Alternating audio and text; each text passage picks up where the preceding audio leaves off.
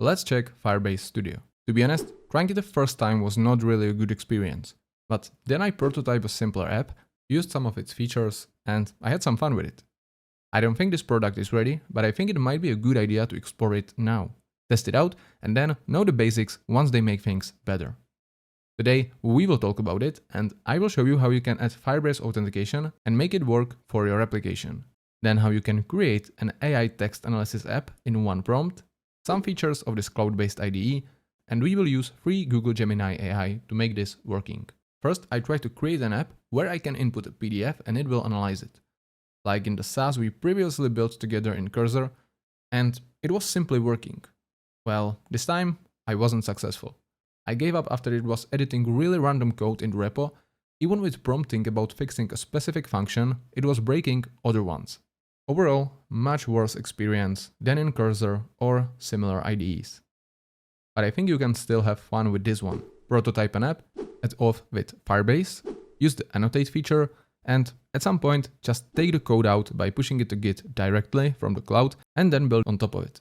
Maybe you are asking, why not to start directly in Cursor? Well, of course, that's faster, but this prototyping view is not that bad at all if you maybe still need to decide on the design or functionalities of the product you want to build.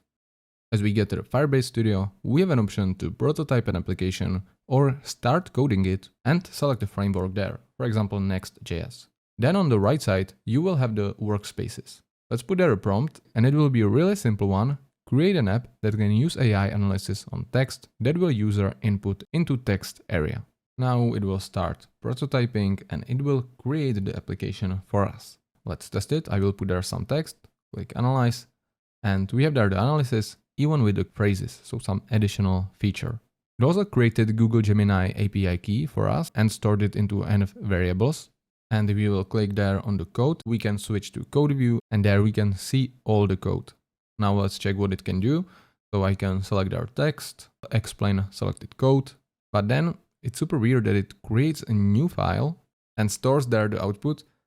I'm not sure, maybe this functionality is not finished. I was just expecting it to put in the comments above the lines of code, like Cursor would do, or probably any other IDE. But let's go back to prototyping and let's add another prompt. To add Firebase Auth, so user first needs to sign in order to use our product. It didn't take that long and we have this ready. But of course, we don't have any API keys for Firebase. Also, it deleted AI API key. Our functionality won't be working now and we will need to fix this later. And that is what I talked about.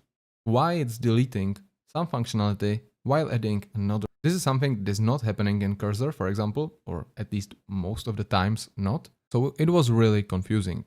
Now let's get the API keys. I will go to Firebase, I will get started, enter a project name, continue a few times, and there you will click on this code icon. You will need to register an application, so I will put there some name, register application, and then I have there the API keys. So I will take them and I will go to code, I will paste it below, and I will map them with the proper ones we have in our .env file.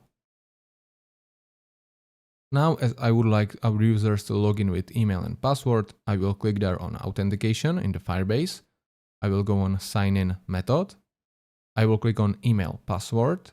There I will enable it. And I will click on save.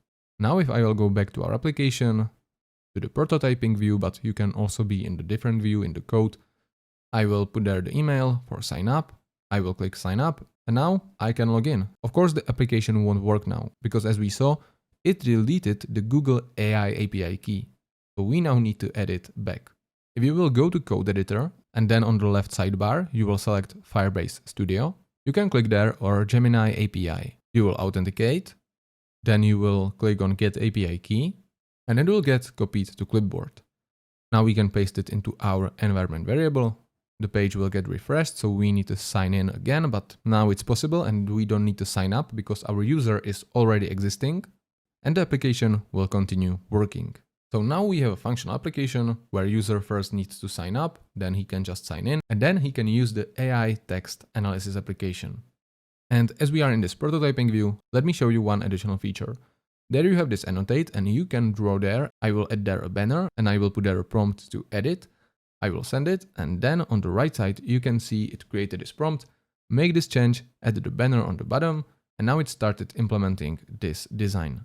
So there you can visualize it better, draw it and send it. And then after you have your application, you can just go to the IDE and there you can push it to Git. And of course, then you can just pull it in your cursor and build on top of it. I remember some time ago, someone asked me if he can develop on his mobile. Well, my guy, now it will be probably possible. Now let's try the second approach, and that will be selecting the framework, in this case NextJs, and using the AI in this code view. Then you have the localhost running, so if you will do some change here, it will be displayed on the page immediately. I will need to again authenticate the Gemini API. I will create environment variables, there I will store it. And you can also install extensions, for example this Dracula theme, but one thing to mention, this is not applied to all your workspaces. This theme will only be existing in the current one where we installed it, and now if I will open another workspace, all the extensions that I had previously won't be there. So it can be good in case you want to separate these extensions from your workspaces. If you maybe want to set some theme and just use that one, for any other project, you will need to set it again. And now let's check the PDF AI analysis application. There is the prompt that I want to add simple and clean hero section promoting our AI PDF analysis tool. For dashboard, I want the functionality, and I also want to have AI analysis options for 1, 5 or 10 sentences. And well, for PDF it wasn't working. I was even mentioning which library it should use for analyzing the PDF that I used in the previous project, but it still got super confused. I tried to do it step by step, like first extract the text from the PDF and then analyze it, and even with this approach it wasn't working. And even if I ran into some errors and tried to fix it, it was doing quite a random things. And then, after a while, it just gave up. But I tried a different approach. I tried to change this functionality for text box like in previous case. And there on the first try, it again wasn't working. On the second try, where I mentioned that it should use the AI to analyze the text, I still wasn't successful, but on another try, I was. And it was even working with this feature to select the amount of sentences that it should output for the analysis, so I made it working. And then you can host your application on Firebase. You will click there on Publish. You will just need to select a Google billing account, but don't worry, they have a no-cost free plan, Spark plan, for their hosting. So if you want to just try out, host there the application, might be good, but of course, if you are doing some more serious application and you want to launch it, definitely first do better research where to host your product. And what do I think about Firebase Studio? I will definitely keep an eye on it. I believe that with more features in the future, it could become a really nice cloud-based IDE. It can be really nice for vibe coding or even building an application on the go, since you can log in from almost any browser. That said, if you are serious about creating SaaS products, I still recommend using tools like Cursor, Windsurf or VS Code with RuCode extension. And that will be it. Cheers!